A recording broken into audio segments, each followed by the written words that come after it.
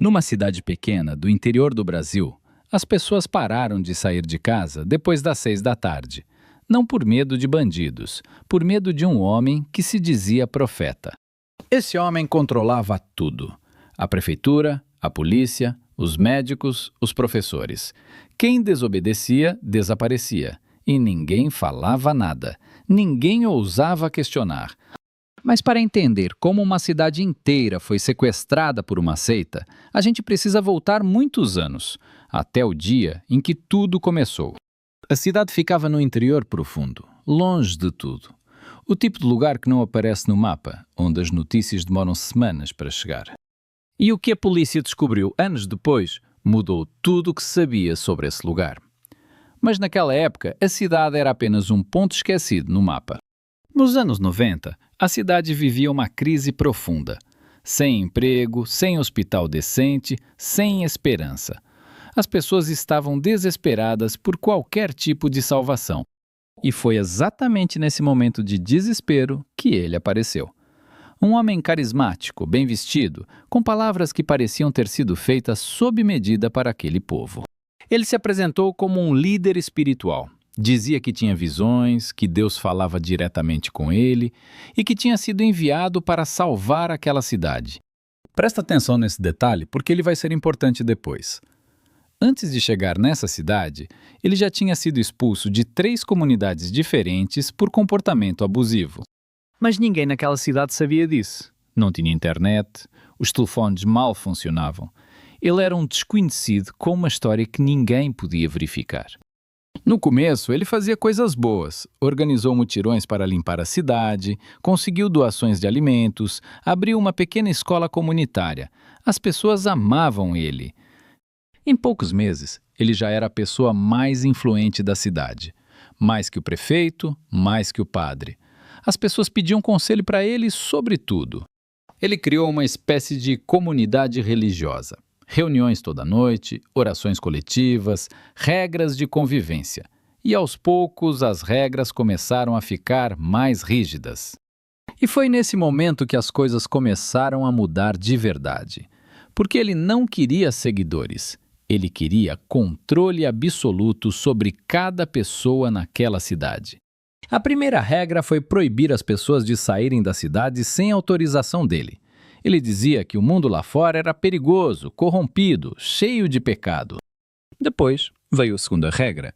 Toda criança seria educada apenas na escola da comunidade. Nada de livros de fora, nada de televisão, nada que contradissesse os ensinamentos dele. Se você estivesse vivendo nessa cidade naquela época, talvez nem percebesse o que estava acontecendo.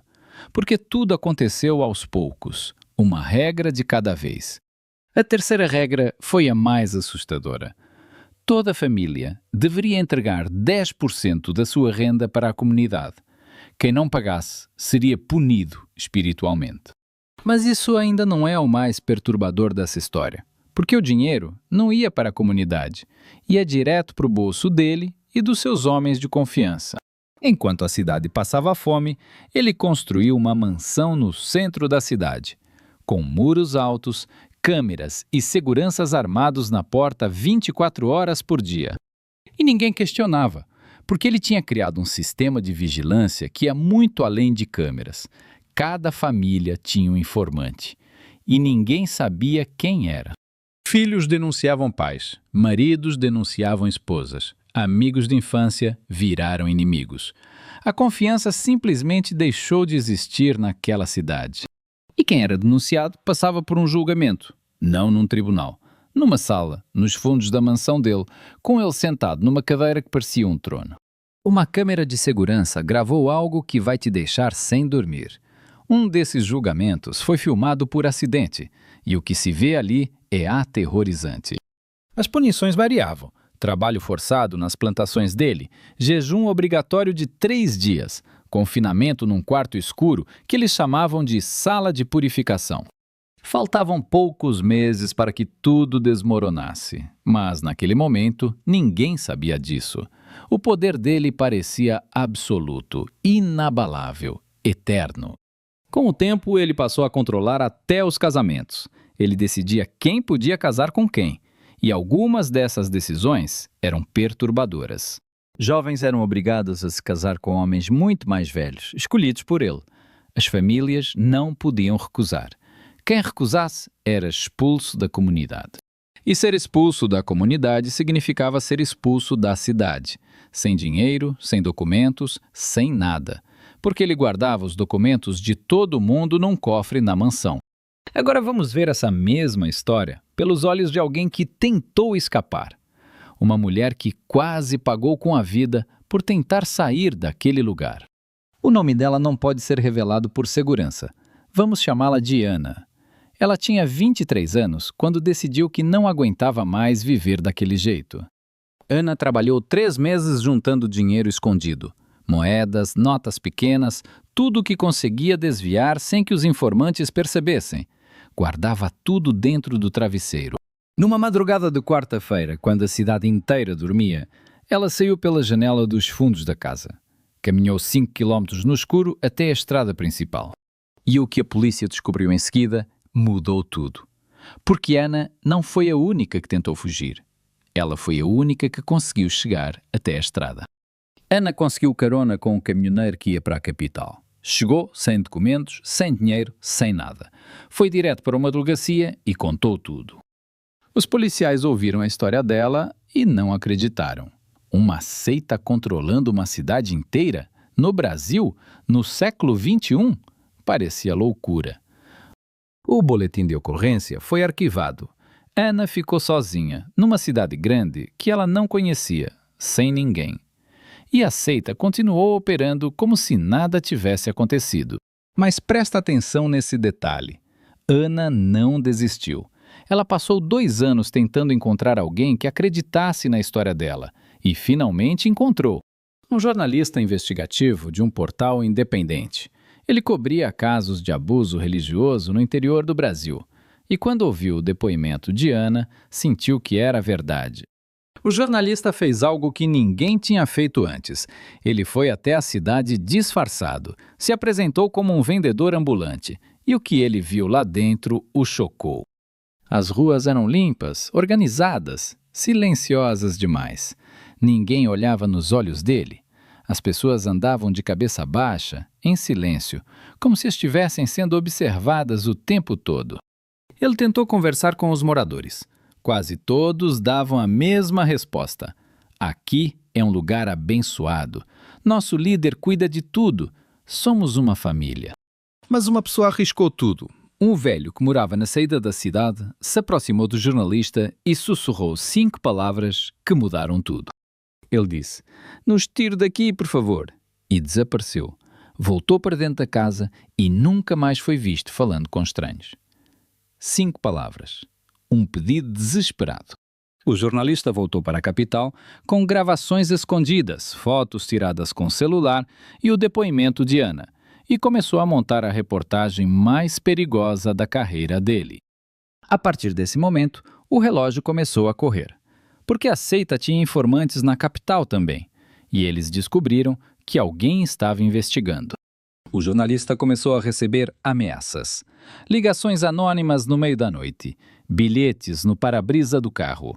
Uma mensagem dizia apenas: "Pare ou vai se arrepender." Ele não parou. Publicou a primeira parte da reportagem num domingo à noite. Em 24 horas, o artigo tinha mais de 1 milhão de visualizações. E o que aconteceu depois foi um efeito dominó que ninguém esperava. Outras vítimas que tinham escapado da cidade começaram a entrar em contato com o jornalista. 5 pessoas, depois 10, depois 20, todas contando histórias parecidas. Abusos, trabalho forçado, punições, casamentos arranjados, desaparecimentos inexplicados. A polícia não podia mais ignorar. O Ministério Público abriu uma investigação formal. E pela primeira vez, alguém com poder decidiu olhar para aquela cidade esquecida. Mas isso ainda não é o mais perturbador dessa história. Porque quando os investigadores começaram a cavar, descobriram que a situação era muito pior do que imaginavam. O líder da seita não controlava apenas aquela cidade. Ele tinha tentáculos em 3 municípios vizinhos. Vereadores, policiais, até um juiz estavam na folha de pagamento dele. O juiz da comarca era seguidor dele. Qualquer processo contra a seita era arquivado antes mesmo de chegar a julgamento. O sistema inteiro estava corrompido. E o que a polícia descobriu em seguida mudou tudo. Eles encontraram um livro de contabilidade escondido na mansão que registrava cada pagamento feito a autoridades. Eram anos de pagamentos, mensais, pontuais, detalhados.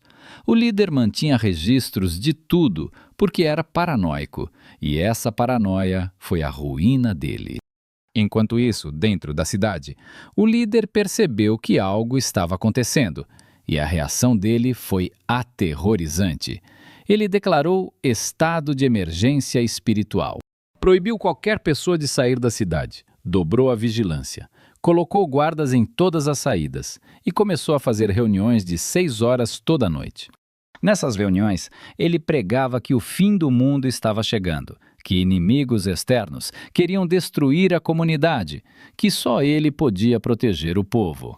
Se você estivesse investigando esse caso, o que faria agora? Porque a polícia estava diante de um dilema impossível. Qualquer ação precipitada podia colocar centenas de vidas em risco. O Ministério Público montou uma força-tarefa especial. Trouxeram policiais de fora da região que não tinham nenhum vínculo com a seita, gente de confiança. Eles passaram 2 semanas monitorando a cidade de longe.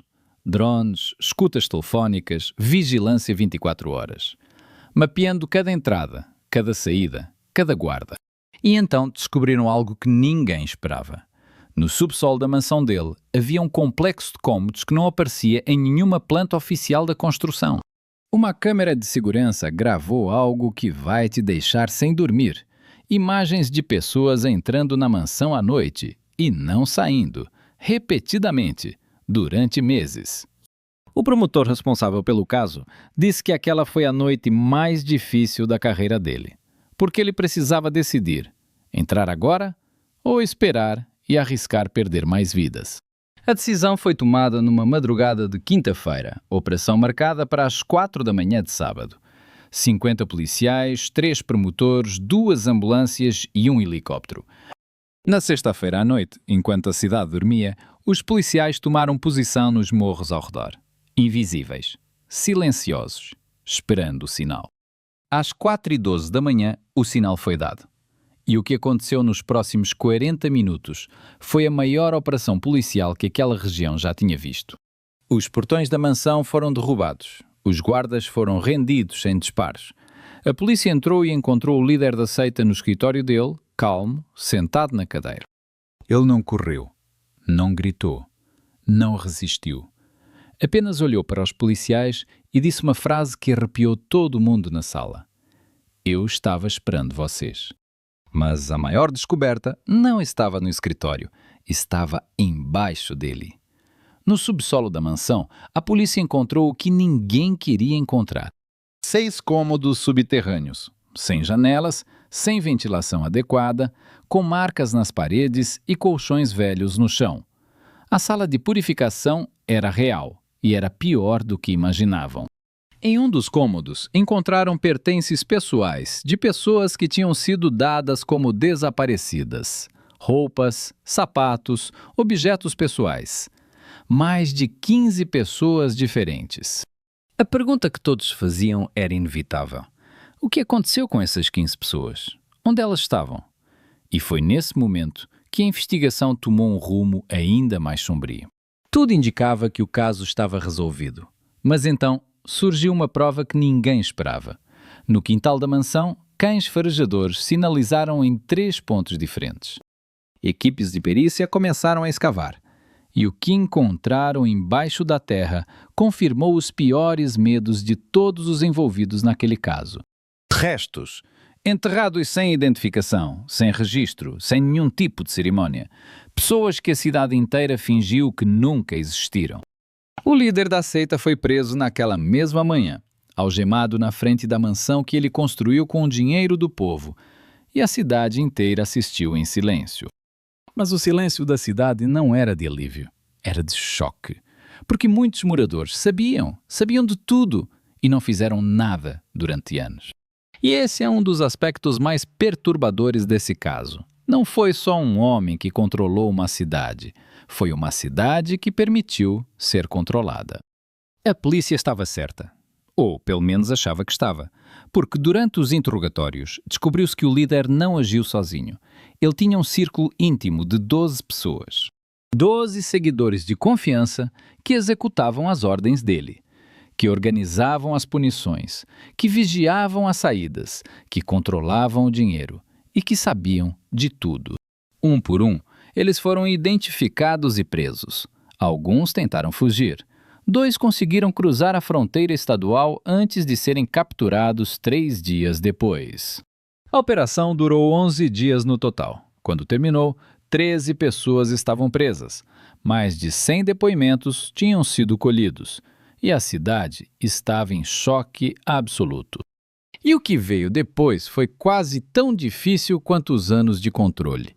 Porque libertar uma cidade de uma seita não é só prender o líder, é reconstruir tudo. Psicólogos foram enviados para a cidade, e o que eles encontraram foi devastador. Gerações inteiras de crianças que nunca tinham ido a uma escola de verdade. Adultos que não sabiam que tinham direitos, que não sabiam que podiam votar livremente, que achavam que aquilo era normal, que o mundo todo funcionava assim. Presta atenção nesse detalhe. Uma mulher de 40 anos perguntou a um psicólogo se ela podia escolher onde morar.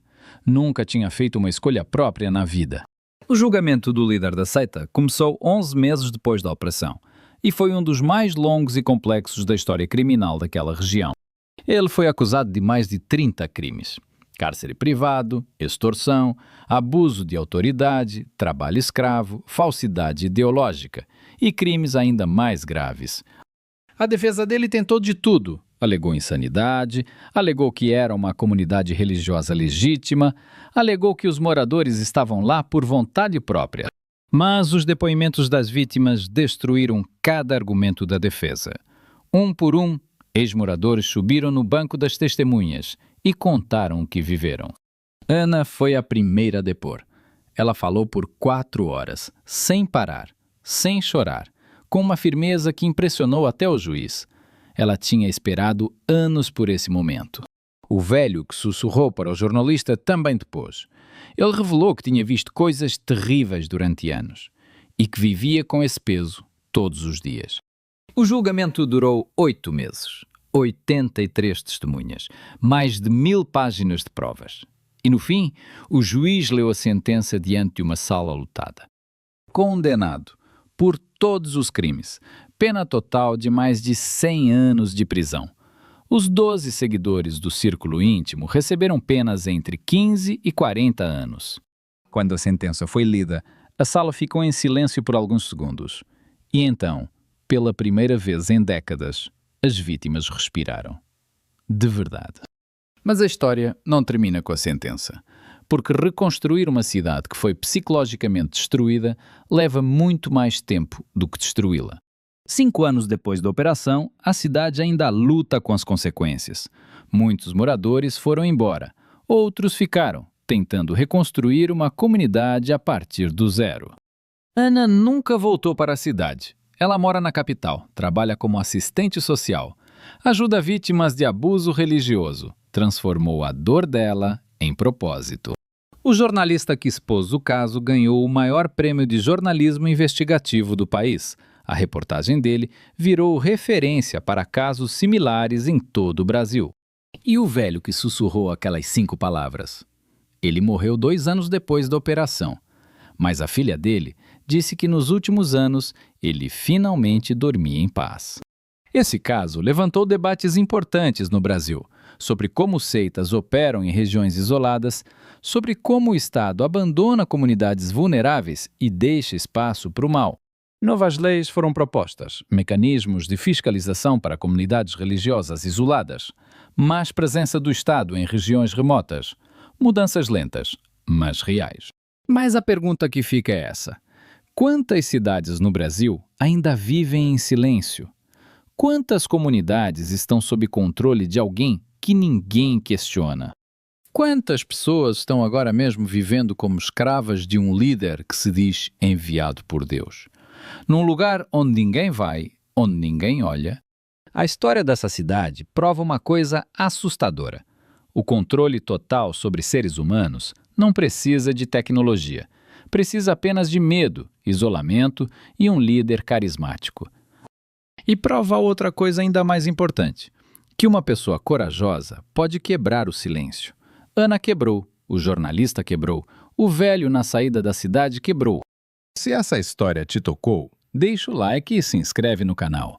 Casos como esse precisam ser contados, para que as vítimas nunca sejam esquecidas. E se você quer ver um caso ainda mais perturbador, um que vai te fazer questionar tudo o que você acha que sabe sobre justiça, fica ligado no próximo vídeo. Porque nesse mundo, a verdade é sempre mais estranha e mais assustadora do que qualquer ficção. E o próximo caso vai provar isso de um jeito inesquecível. Até a próxima! E lembra, presta atenção nas pessoas ao seu redor. Às vezes, o pedido de ajuda mais desesperado vem num sussurro de 5 palavras.